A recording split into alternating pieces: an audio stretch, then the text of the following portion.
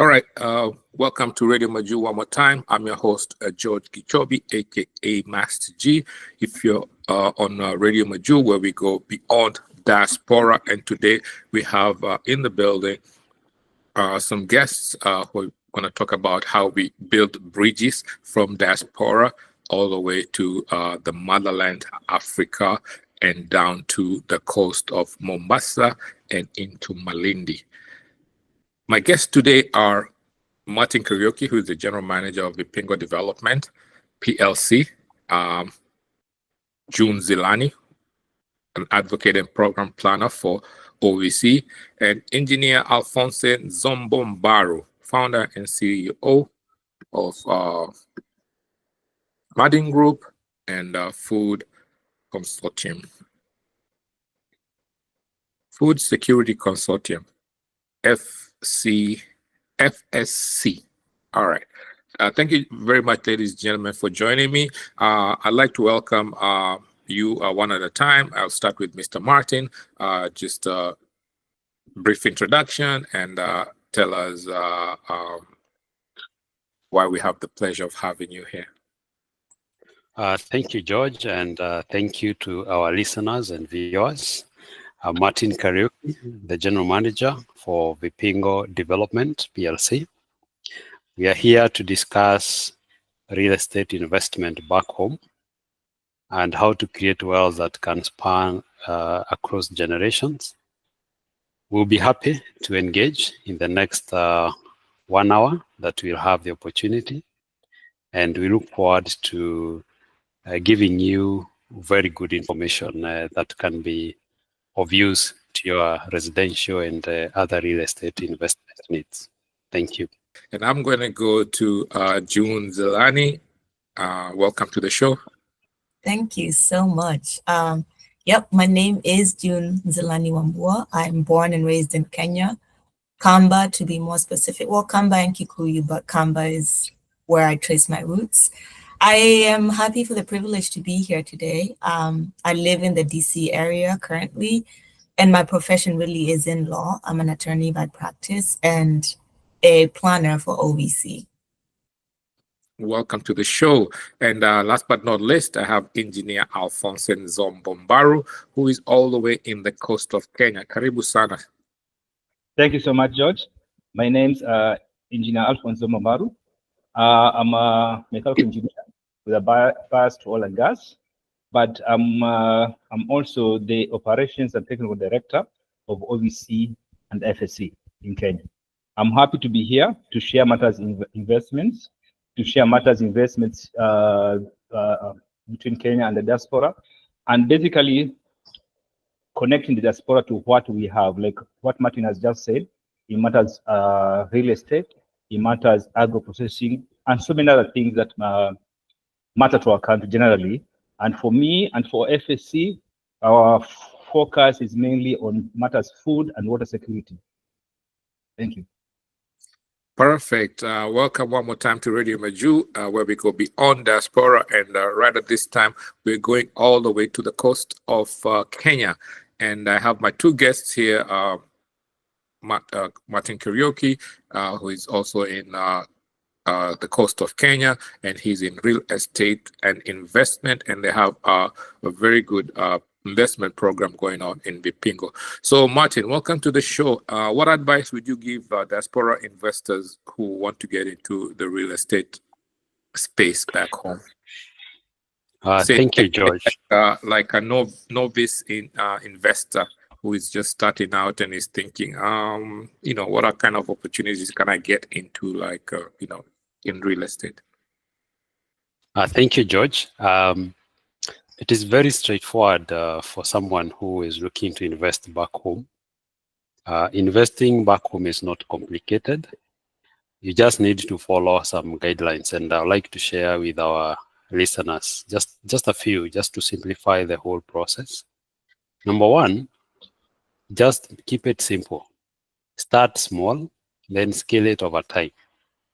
Because if you start too big, you get discouraged along the way. Number two, verify. We are used to a lot of diasporans buying thin air. So it's good to use a trusted source or a trusted person to make sure that whatever property you're buying, it actually exists and the documents are there. Number 3, we all know the challenges we are facing in Africa. Zoning challenges. So when you're investing back home, try as much as possible to buy into structured real estate. Structured real estate is what we call master planned development. So that if you're buying a plot today, you have an idea of what will come across the road. You have an idea what will come behind you, so that you make a decision with a full future picture in your mind. So what we do is, as Vipingo Development, which is a subsidiary of Centum Real Estate, this is the gap we are plugging in Kenya, and we have also started going out. We are in Uganda, just to create well master planned developments that can offer our people decent investment and decent homes and livelihoods. Thank you.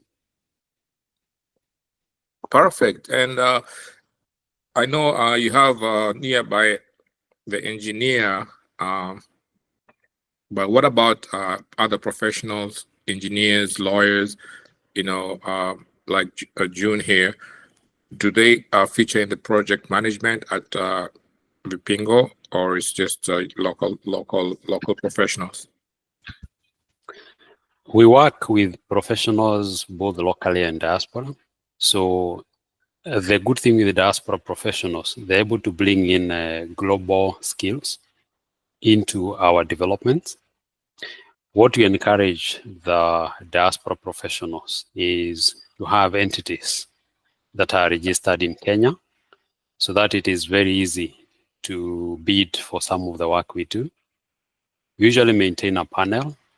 So the first step is to make sure we get you into a panel through an entity that you can register as a subsidiary of if you have another entity in diaspora. Now through these, whenever we have tenders, we invite only those that are in our panel. I'd like to give an example. One of our best selling residential projects at Two Rivers in Nairobi has been designed by a team of diasporians. So we invited tenders, and they submitted the most creative, most modern, and most relevant concept to what we are looking at. So yeah, we are open to work with all the professionals where we feel the global professionals or the professionals in diaspora are able to bring in a special set of skill set that is ahead of its time when you look at the East African market, courtesy of the exposure in the first world countries. Nice, that's very good. So they have designed the apartments like the way they have the ones that have been built in the Western countries to like top-notch standards. So if I come there, I will not be disappointed. Absolutely. So to make it work, because not everything that is Westernized will work in the East African context, what most professionals who are based in diaspora do is they give the general concept of what they feel will be sustainable in terms of clean energy, in terms of good lighting into the house, such things that are very well embraced in diasporian communities. Then they work in hand with a local design or a local profession to bring in now the local context to the larger idea. So that's how now the two blend. So there is the main protagonist of the design or whatever the specific skill set is. Then there's a local same skill set partner who helps now to tone down, because what works in Dubai, for example, in terms of sustainability is okay, but maybe in terms of how you position the toilet relative to the sitting room could be a bit different. So the localization of the context, they work closely with a local partner. Now, the local partner is more like working under the main diaspora professional. So there's not a competition, it's more of a collaboration. There's a symbiosis, so everybody brings their skills to the table. All right, so I mean that looks like it can be a very good product that will emerge from there, and I congratulate you on such a strategy. So what are the opportunities you've just mentioned? Like designers and professionals can participate in a symbiosis. So what are the opportunities partners in the diaspora? So I'll break down the opportunities into two categories. There is the opportunities for professionals. There is opportunities for general population in diaspora. So for the professionals, we look at the design, and the design cuts across. There is the architecture, there is the structural engineering, there is the infrastructure engineering, there is mechanical, electrical, and plumbing. We call that MEP engineering. Now, that is as far as the real estate scope of consultancy is concerned. On the side of the general population of diasporians, outside of now the professions, we have investment opportunities. So if you are a diaspora, the investment opportunities we have for you, we know that you are away. So even if you're buying to get a return, without a good system of doing what we call the property management, which basically comes after we give you the property, if it's a house or if it's a plot that you want to build, we put together a team. If you're buying a house, we put together a property management team. This is a team that will make sure they will source for a tenant. Of course, they will earn a commission, so they'll be motivated to do it. They will manage the tenancy. You'll give them a bank account where they can wire the money. If it's a piece of land, you're buying from our structured master plan development, we'll give you a panel of trusted team to work with, from a contractor to consultants to everyone that you need to make sure that you're able to deliver on your project. Now, if the diasporian people wants to create an impact in Kenya, as far as the opportunity is concerned, we usually encourage collaboration. You come together as a group, form a very good purpose vehicle like a company, so that whatever you do it at scale. If I'm looking at a retirement home and you are 20 of us, you can come and say, can we get a special village court specifically for ourselves? And we design it the way we want. There, the diasporians can take a very huge opportunity and create a good impact, not only for themselves, but also for the country. That's very good. So really quick, what are some of the red flags that diaspora buyers? I know not everybody wants to invest in Kenya per se, but for the people who want to invest in Kenya, they fear, losing the money or losing the investments, or they're being told, we're building a house for you. And as soon as they touch down, they find out maybe it's half bills, maybe it doesn't even exist, or maybe the money has just disappeared. What are the 3 red flags, real quick, that somebody who's interested in purchasing land in Kenya can look out for? Yeah, that has happened, and I am quite familiar with quite a number of diasporians who are really frustrated when they try to invest in real estate back at home. So the 3 main things that every diaspora should look for in terms of the red flags is, number 1 is the ownership document. The property you're buying, is there a title deed? Is there a sublease? What form of ownership is there? Is it something that you can take to a financier to charge and get a loan for it? Number 2 is lack of development plan, what I called the zoning. because it means you might want to buy a piece of land and you want to do a very nice mansionette for yourself and your family. And because the area you're buying into is not zoned, the next neighbor will come and put a 20-story tower. So you might never enjoy the property you're buying into. So it's good to check whatever you're buying, what is the zoning that is governing a particular area. The number 3, which is also very common, is that when you're buying real estate, I always advise people, both the local here in Kenya and the diasporians, buying real estate is different from buying a piece of bread. You can go to the supermarket and come out with the bread you want. But real estate, you don't buy it like a bread.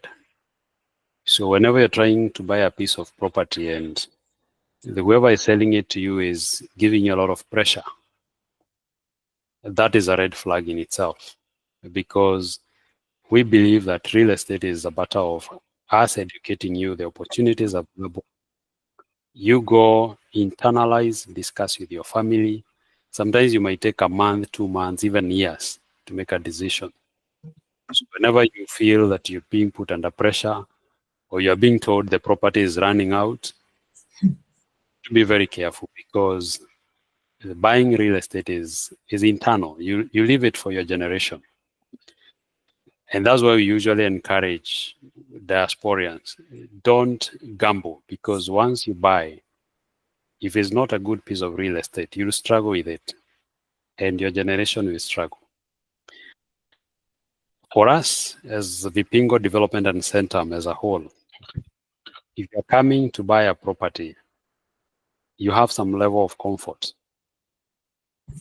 One, you find the zoning, the master plan is already there. The title, if you want to see the mother title, the individual titles of whatever you're buying within the larger master plan is there. And you have documented sales process. So be on the lookout. Lack of ownership documents, lack of development plan, zoning, what I call a high pressure sales is the third red flag. Thank you. From my little understanding about the real estate in Kenya, there's a lot of speculation. So I'm being told, naenda. Unaona sahi iko 2.5. Usiponunua sahi, next month utapata ni 5 million. So, you know, you're even being encouraged that you're gonna make double your money. So buy now, you know, that kind of pressure. So pressure is not actually a good thing. It is not. Absolutely. All right. We learned something today from a professional, and I'm so glad that you're here. And we're building opportunities in East Africa.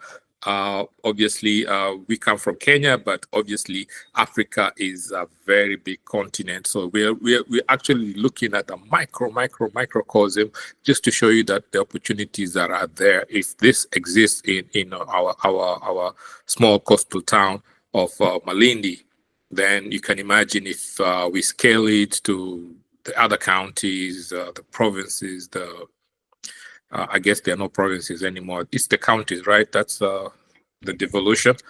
Yes, yeah. And then to other countries, to East Africa. I know we're having a little tiff back and forth with our neighbors in East Africa, but we're still one block, East Africa, then Central Africa, South Africa. So the potential to blossom or even to boom is really immense, and I'm glad that you're here. So I can ask you a lot of questions, Mr. Martin, especially about your Vipingo development. That's why we have scheduled a webinar on the 31st of May that will also be in collaboration with OVC. We encourage everybody to join. We'll post the info here on Radio Majuu, so people can join in, find out what are the opportunities that are there. If you're a professional, also you're welcome to join in and find out what kind of opportunities or roles that you can play. And also, if you're an investor, you can also check on the red flags and the procedures. You know, I don't want to be buying a property. I know there's a friend of mine that I know, he bought property, and then the next thing it was demolished because it was a road reserve, so he lost everything. You know, so that's not a good experience. Alrighty, Moving along, I'm going to jump over to the ladies. Today we didn't do ladies first, but rest assured, we are very, very gender sensitive, and we advocate for our ladies too and our youth. June Zelan is here. She works in the diaspora, and as much as diaspora want to help and participate in Kenya, what can they do to avoid being seen as outsiders? You know, when you go to Kenya, sometimes I don't even want to say I'm from diaspora. I want to be treated as a local, because when you say you're from diaspora, something changes. Now you're in a different category, and people tend to act differently. Well, yeah, George, there is that diaspora sense where we always feel like we're outside. I don't know whether it's by doing or it's just by design. However, I do think that the response to this would be how we show up as a diaspora. And that's, for me, I would say that we should show up with humility as opposed to a savior complex. Sometimes I feel like diaspora professionals always have this, air or flow of, we have access to knowledge, or we live outside of what's quote unquote seen as chaos. And we have these networks and capitals and all these things. And we enter these spaces assuming that we have all the answers. We have all the answers, as opposed to we don't know too much because we've also been gone for too long, or we're just not, we're a little bit removed. And so instead of us assuming that we're the savior, we should enter these spaces thinking that we want to replicate what we know. We want to teach and give back what we know, so that we can avoid the same imbalances that we've fought so long to fix. For instance, when the imperialists came in to Africa as a whole, they came in with this mentality that we are better than, or we're entering a space where we are the ones to determine what goes on there, as opposed to sitting back, listening, interact with who's down there. See what they've done already. See what's been happening so far. How did they get it done? How can they improve? What have they been already working on? And the biggest thing is, where can we plug in? Where can we be of help, as opposed to the approach of coming to take over? Who are the centers that we're working with? Who are the community voices that we need to integrate with? Who are the people, for instance, like Vipingo, or the people represented here? How can we collaborate with them as opposed to it being a them versus us sort of mentality? And I do think that diaspora professionals should learn, or we are learning, to co-create and bridge the gaps, as opposed to just coming here to save and coming here to show. And our engagements should be lifting and should be partnerships, as opposed to performance-based. Oh, well, perfect. What are the greatest gaps in access, and how can diaspora engagement help? So the greatest gaps that I can just really think of right now is just the access to tools, to training, to networks. For a long time, we really thought that the gap was money. Sit down, ask anybody. We always feel like the biggest gap really is just money. But that truly, to me, doesn't seem to be it. And we've tested that theory in the fact that we've sent remittances at home. The rate at which we send money back home is quite high. So we've tested that theory to know that really, truly, the gap really isn't money per se as the only thing, but it's the way we should access three things: the tools, the trainings, and the networks. We have people there. We have talented individuals in Kenya just lacking a network or an opportunity to showcase what they can bring to the table. And so really, you can shower them with money all you want, but if you're not giving them an opportunity for them to say, hey, I have a solution to this, or hey, this can be done as a different way, then we will never know how to bridge these gaps. And on top of that, we can fund more. Well, I did talk about money, but we can also fund more, digital labs or curriculums that support innovation, or provide more mentorship or talent pipelines, whereby, you know, we can start giving back these opportunities that we've gotten, especially like education-wise, knowledge-wise. We can start replicating them back home in a way that it's not to interfere with what's going on, but really to reimagine what we learned or what we've gathered from here, how we excuse me, how we can, you know, put an infrastructure back home around what we're trying to work with, as opposed to, you know, just sending money and letting it go to waste, or letting all the potential go to waste because we've been sending money, and we send a lot of money. There are too many other things that we can do. Me, I've sent so much money. I'm also regretting why I didn't meet Mr. Karaoke sooner. Maybe I would have had myself a beach plot by now. Ikuwe napigwa na upepo wa bahari, as they say it in the song. But it's all good. At least now the information is trickling in, and obviously we can take advantage of it. So yeah. I'm sure you're, or I know for a fact that you're passionate about advocacy. And I am. Yeah, now we're talking about entrepreneurship or real estate, where you can engage in a business and invest your hard-earned money. So how do these two things go together, advocacy and entrepreneurship? I think that's a really brilliant question, right? Advocacy and entrepreneurship should go hand in hand. They're not in two separate lanes like we've always thought of, but they are, to me. They walk in the same lane, just the way we interpret it is different. At the core of it, I do think that advocacy and entrepreneurship should be about solving problems. One through systems, that's why we're advocating, and the other one through strategy. How do we put these systems in place? When it's well aligned, we can create something more powerful than we can achieve individually as an advocate or as an entrepreneur. And in a way, I feel like when someone works with advocacy programs, they come up with the most sustainable changes. You know, we come up with these ideas, how we're very idealistic in our advocacy, but we don't use the same idealistic mentality when it comes to integrating the entrepreneur part of it. So I just think that we've entered a new era where we must make the two meet. If you're advocating for youth empowerment, ask how you can build pathways for them to have an income. If you're pushing for education reform, then you should also push for how to scale it, how to make it more digital, how to make it more industrialized like the other countries where we live, or the future, the way it's projecting to be. It should really evolve beyond just, you know, awareness or just the idealism of it. Really, advocacy and entrepreneurship should be the architecture in designing the solutions that we need to see.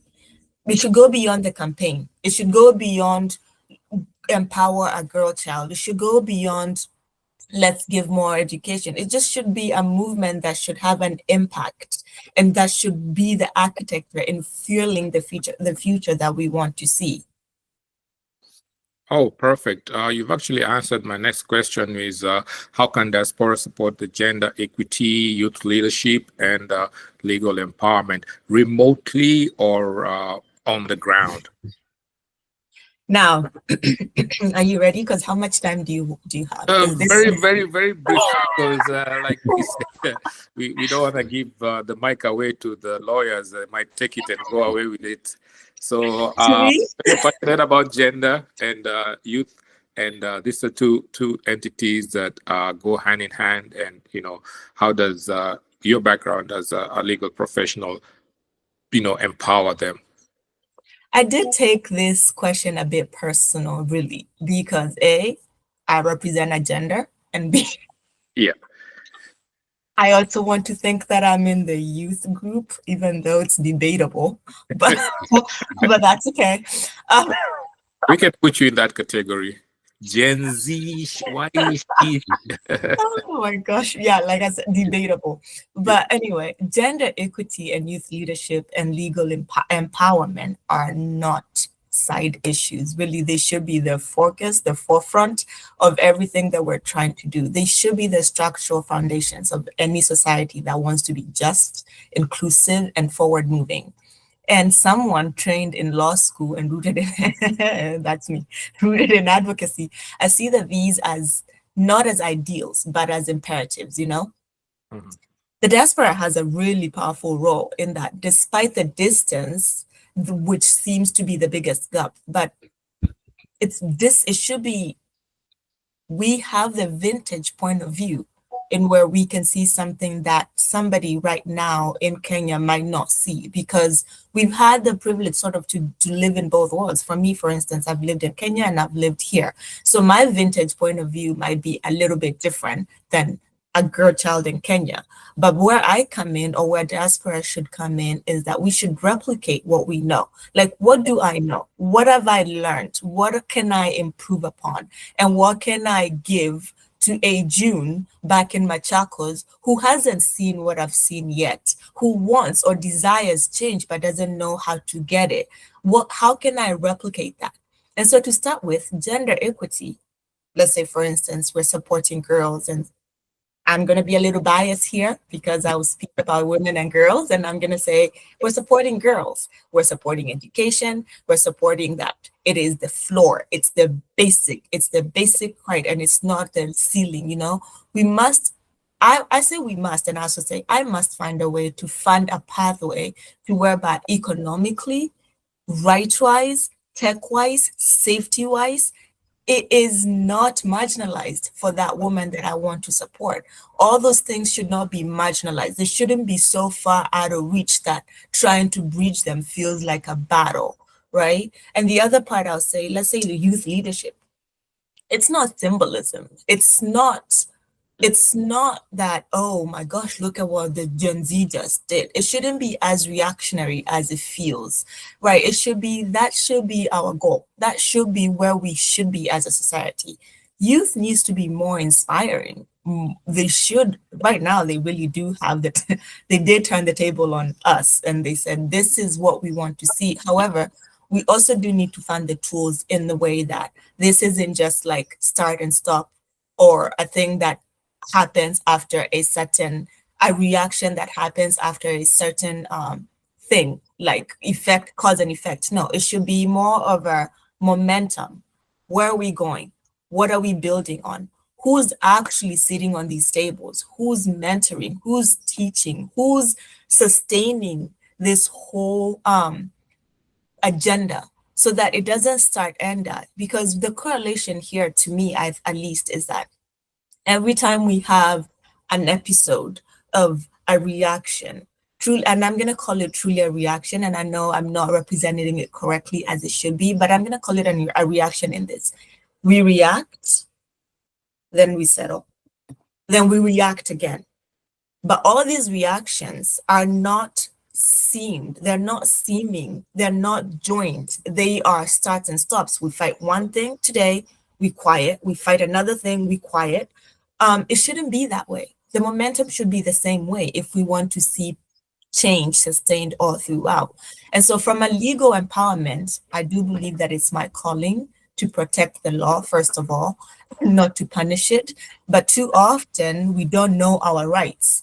And because we don't know our rights, we can't afford to represent ourselves. We're never taught how to represent ourselves. We're never taught how to work with a system. We're never taught how to change a system that's not working. And so it matters to me that I bring the same training that I've gotten so far, or the same training that I'd like to see for my people to back home. It matters to me that I replicate it. It matters to me that I work with them. It matters to me that we should have more of town hall meetings.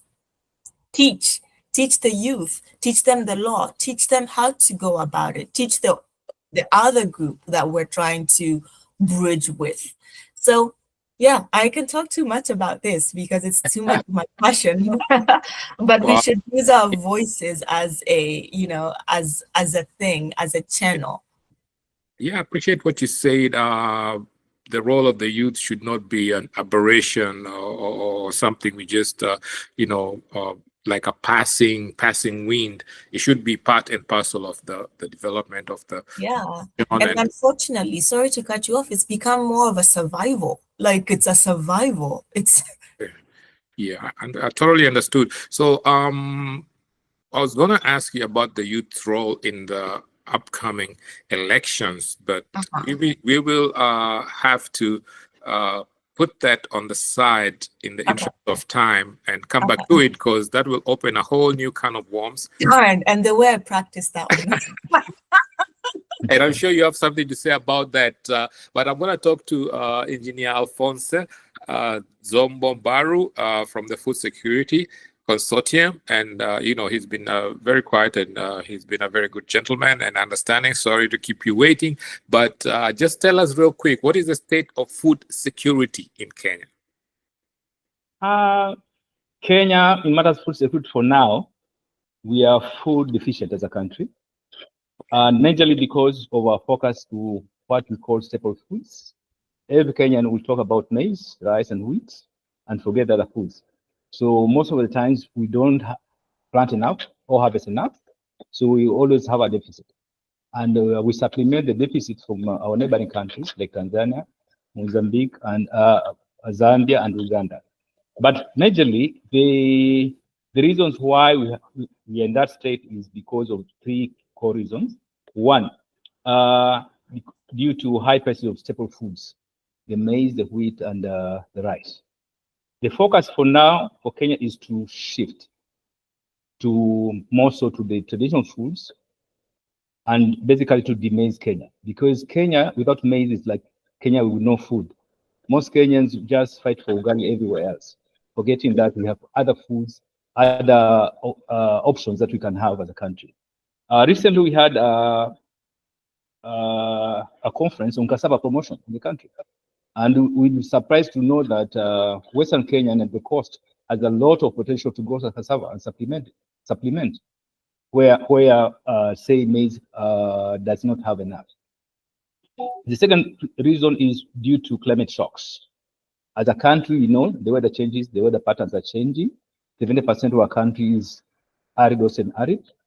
Less than 30% is arable land. And there's a lot of focus to translate what they call the arid and semi-arid lands into arable lands.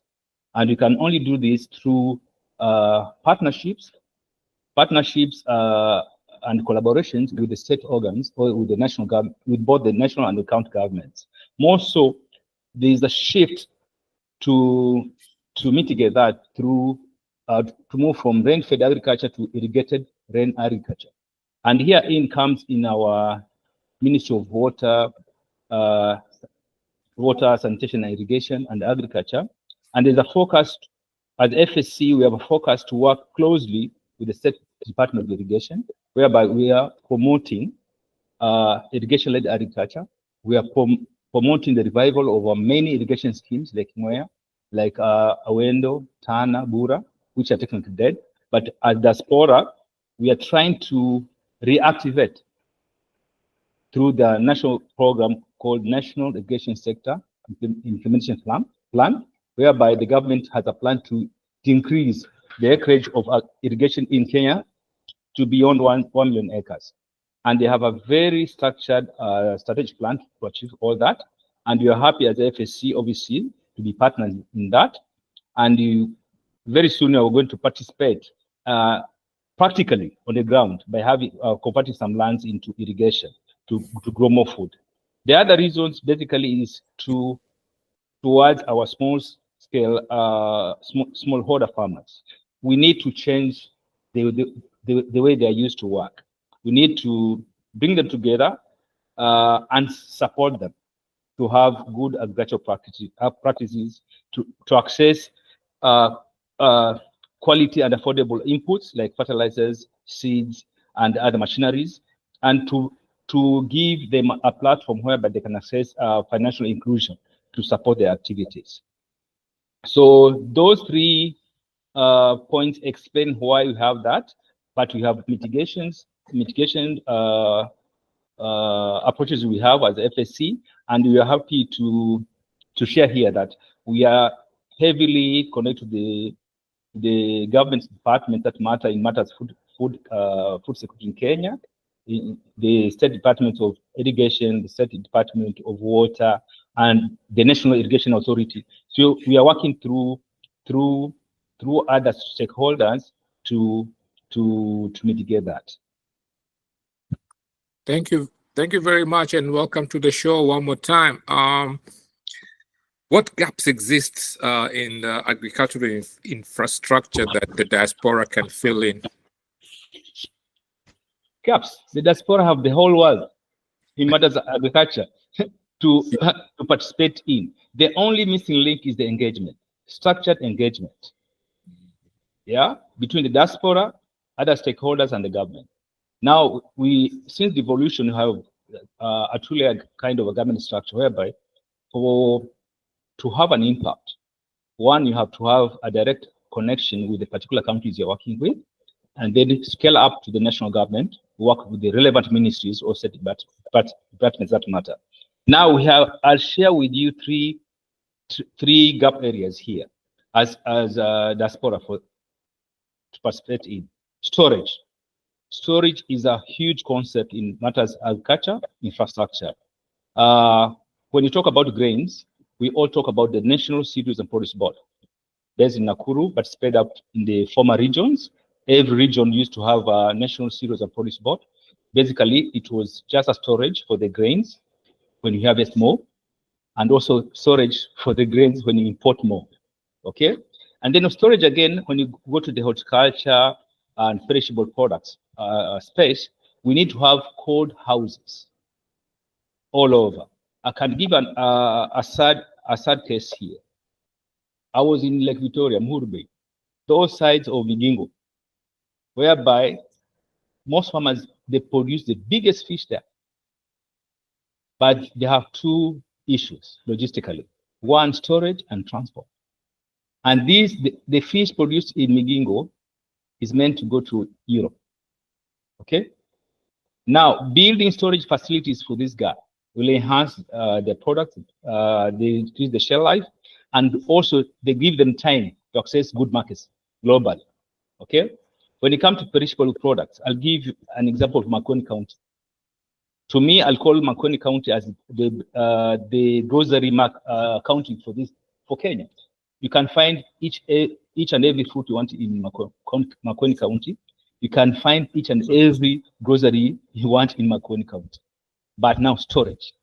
At FSC, we have entered into an MOU with the University of Nairobi through the Kibwezi training farm. It's a 12,000 acre farm, whereby we want to do some farming there, but more so look into ways and means of supporting the Makueni food farmers, whereby you're proposing to put up a cold storage facility. Whereby when they harvest their fruits, we store them, package them, add to them, and then look for a good market and export them. Okay? When the other gap we have is in the digital technology infrastructure. This basically is a support system, yeah, whereby the diaspora can come in and invest in this gap, because what we are trying to link here is the farmer and the consumer. It doesn't matter where the consumer is. Could be in Makueni, could be in Mombasa, could be where you guys are. But you need that real-time exchange of information and product prices cutting across the board. So there's so much that the diaspora can move in. But again, I want to position one item here. At Kenya, we are known to be a techno-savvy country. To support this, we have the Konza, the coming Konza city, whereby all the systems are based there, and the diaspora can come in and look for spaces within Konza, whereby the technopolis are now spread out to the regions. Basically, every region, the former province is going to have a techno city under the Special Economic Zone Authority, whereby the diaspora can come in and plug into that. I remember sometimes last year, members of the diaspora came to Kenya and we went to Konza and we were shown the opportunities that lie in Konza, but idle, just waiting for the diaspora community, diaspora to come and connect with the local people here and create something, plug into that gap. The other area, I'll go back to the Diaspora in matters agricultural infrastructure, is again in the agricultural space, whereby as food security consortium here, our main objective are just two: matters food security and water security. Now, in matters food security, I'll tell you for a fact here, over 12 of our public irrigation schemes in this country, in Kenya, are taken state. Why? Basically, as Nzilani has said here, the issue is not so much of money, but about infrastructure. You come in here, pull in your resources, and go one by one to each irrigation scheme. Go to Mwea, go to Bura, reactivate that infrastructure, invest in it, and make money out of it. Through that, as FSC again, we are partnering with the State Department of Irrigation to create a diaspora-led infrastructure bond. An infrastructure bond is a bond whereby it's basically meant to service a particular sector or infrastructure. In this case, we are saying, as a diaspora, we are coming in to support the government in alleviating food insecurity in the country. How? We are proposing to work with the State Department of Irrigation, whereby they have given us as a platform whereby we move in, pull in diaspora resources, collect funds, and support sector-led projects. Now, for the SDI, they have a very good program running now since March this year called National Irrigation Sector Investment Implementation Plan, whereby they're proposing to have over 1.2 million acres under irrigation in this country. As you all know, one of the biggest irrigation schemes in Kenya is Galana Kulalu, whereby we have 1 million acres there proposed to produce majorly maize. We have other irrigation schemes like Taita Taveta, whereby we use water from the Kilimanjaro water tower running throughout the year, running to west to Lake Jipe, and we want to harness that and do a proof of concept of not less than 10,000 acres just in Taita Taveta. We are proposing to do the same thing in Bura, Tana River County. Basically, through the State Department of Irrigation, we do another. The projection of Bura, the irrigation scheme, was over 265,000 acres.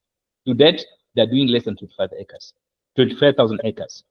We are saying as FSC, through the State Department of Irrigation and through their program, we can increase that acreage to say from 25,000 acres that they're doing now to say 100,000 acres to start with. Over, we go to a Takwa irrigation scheme in Turkana. We do the same. So we are all covered with the State Department of Irrigation, with the State Department of Water, and National Irrigation Authority to deliver on this food security promise.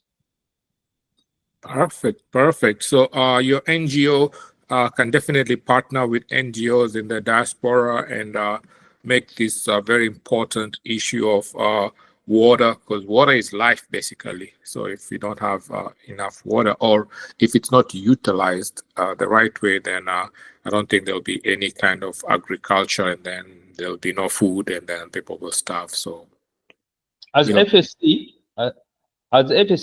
we have two companies. One is Food Security Kenya Limited, focus on matters food security, and then we have Food Security NGO, focus on matters ASAL, arid and semi-arid lands, whereby you are going to focus on water harvesting, giving water to the pastoral communities, giving them more fodder, and just basically improve their lives.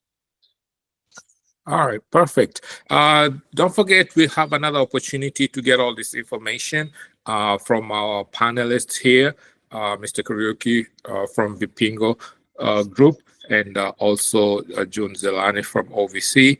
On May 31st, check on the link on the screen right now. join the webinar, get more information. You can also reach us on radiomajuu@gmail.com and go to the website radiomajuu.com and get more information from there.